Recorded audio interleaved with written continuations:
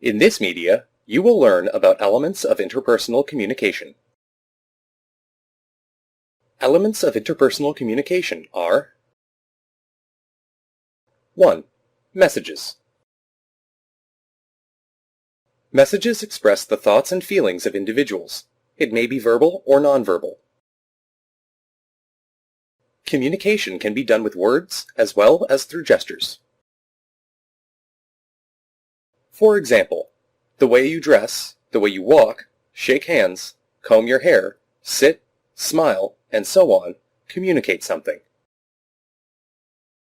By sending a message, one should be very effective, since every message has an effect or outcome.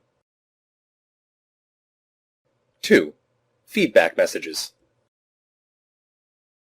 Feedback is an important type of message. After the receiver receives the message, he or she shall give feedback. By getting the feedback, the sender can correct or rephrase it again. 3. Channel. The channel is like a bridge connecting the sender and the receiver. There are normally 2, 3, or 4 channels used for communication. For example, through face-to-face interactions, one will speak and listen. You can also make gestures and receive signals visually using the visual channel. Similarly, odors, smell of others, touching do communicate personality features. 4. Noise.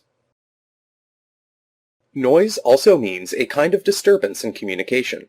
It comes in both auditory and visual forms.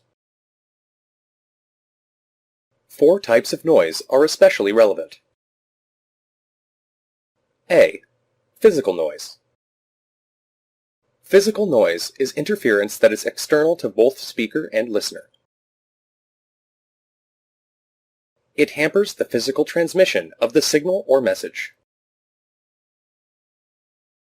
And it also includes impediments such as the screeching of passing cars, illegible handwriting, misspellings, poor grammar, and pop-up ads. B. Physiological noise. Physiological noise is created by barriers within the sender or receiver and includes impairments such as loss of vision, hearing loss, articulation problems, and memory loss. C. Psychological noise. This noise is mental interference in speaker or listener and includes preconceived ideas, wandering thoughts, biases and prejudices, close-mindedness, and extreme emotionalism.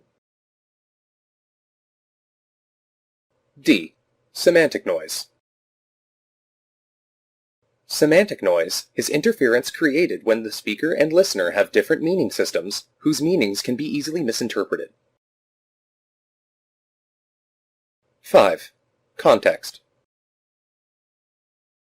Communication always takes place within a context, like an environment that influences the form and the content of communication. For example, think of the different ways you would talk at a funeral, in a quiet restaurant, and at a rock concert. Consider the same sentence, "How are you?" which will have very different meanings depending on the context. When it is said to a passing acquaintance, it means hello, whereas when it is said to a sick friend, it means how are you feeling? Thus, you have learnt about important elements of interpersonal communication.